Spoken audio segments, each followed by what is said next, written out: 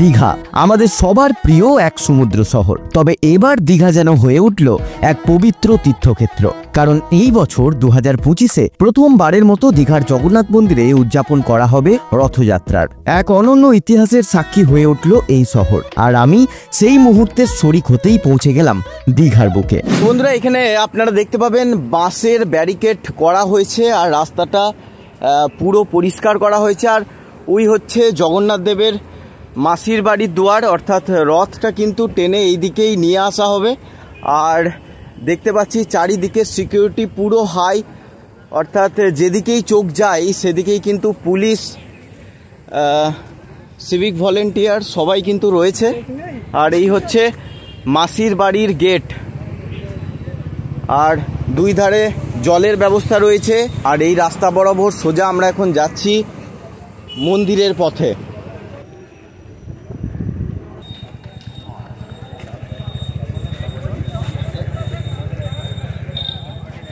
তো বন্ধুরা, এই গেট দিয়ে কিন্তু প্রবেশ করলাম। আর এখানে দেখতে পাচ্ছ কতটা পরিমাণে সিকিউরিটি হাই। আর সামনেই রথ তোমাদের দেখাচ্ছি, খুব সুন্দর করে সাজানো হয়েছে। আর সামনে বিরাট একটা মিডিয়া ক্যামেরা নিয়ে বসে আছে, সবই দেখাচ্ছি তোমাদের।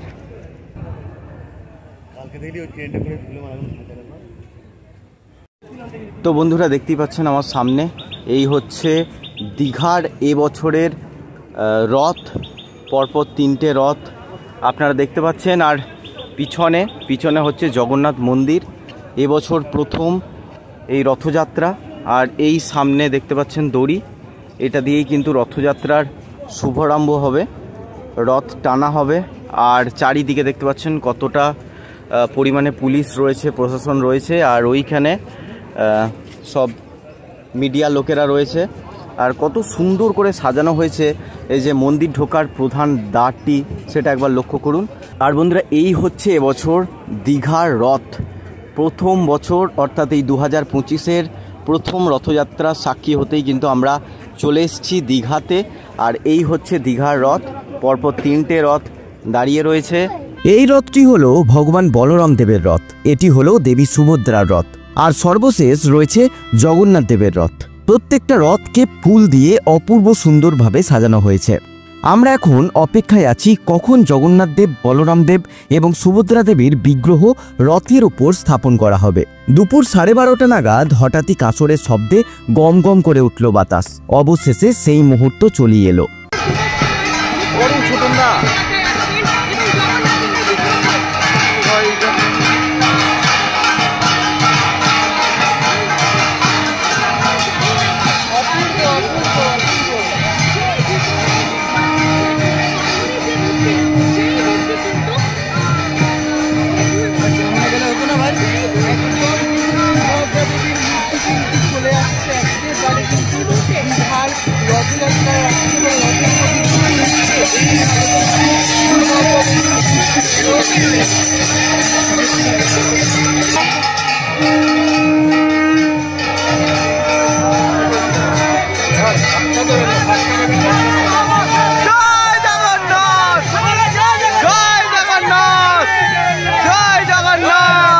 বলরামজি আসছে, আর বৃষ্টিটা কি তুমুল হাড়ে নেমেছে একবার দেখো বন্ধুরা।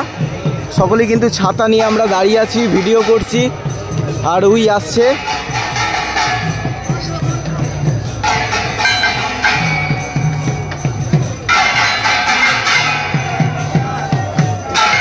তো বন্ধুরা এখানে দেখতে পাচ্ছ বলরামজি কিন্তু চলে এসছে, তাকে নিয়ে আসা হচ্ছে, রথের ওপর স্থাপন করা হবে।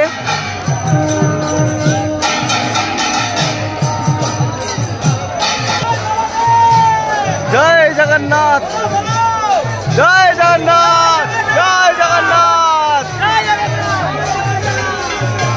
জয় জগন্নাথ।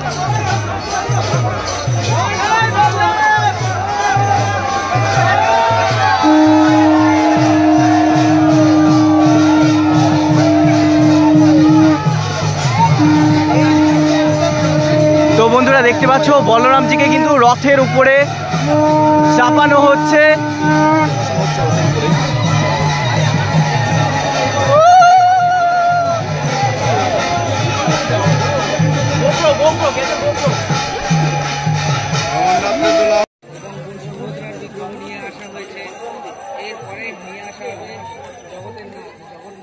এরপর আসছেন দেবী সুভদ্রা।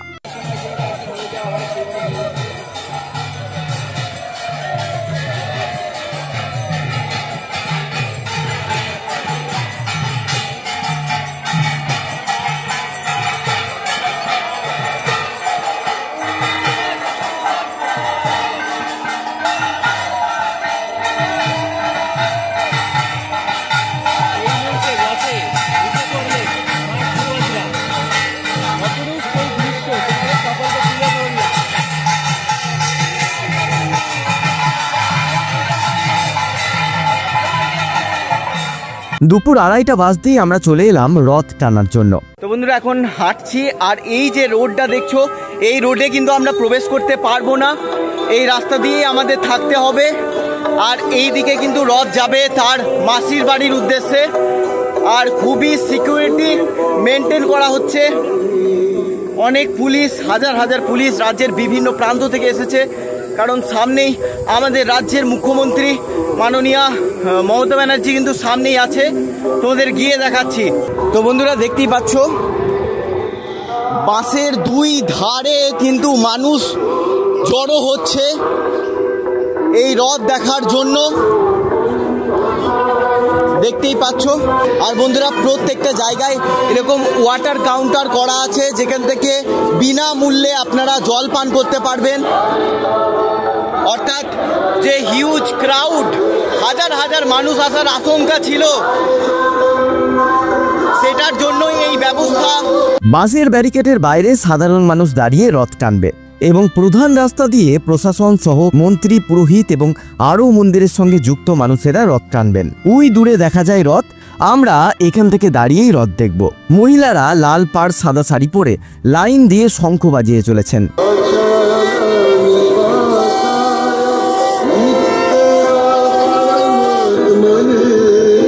ধীরে ধীরে রথ সামনের দিকে আসতে লাগলো।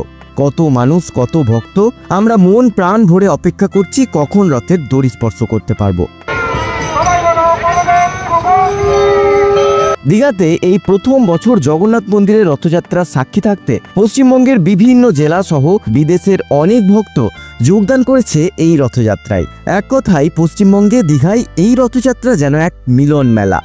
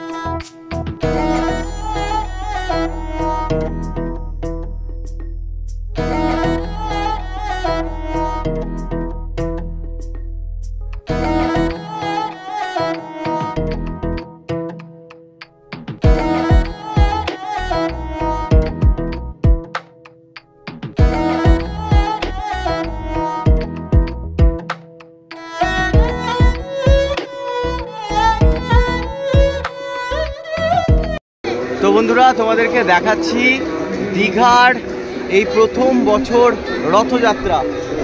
তো তোমাদের কেমন লাগছে অবশ্যই আমাকে কমেন্ট করে জানাও। ভিডিওটা ভালো লাগলে অবশ্যই লাইক করো, আর চ্যানেলে নতুন হলে সাবস্ক্রাইব করে রেখো। দীঘার এই রথযাত্রা আপনাদের কেমন লাগলো অবশ্যই কমেন্ট করে জানাবেন। ভিডিওটি ভালো লাগলে একটা লাইক করে চ্যানেলটাকে সাবস্ক্রাইব করে রাখবেন, না হলে আমি হারিয়ে যাব।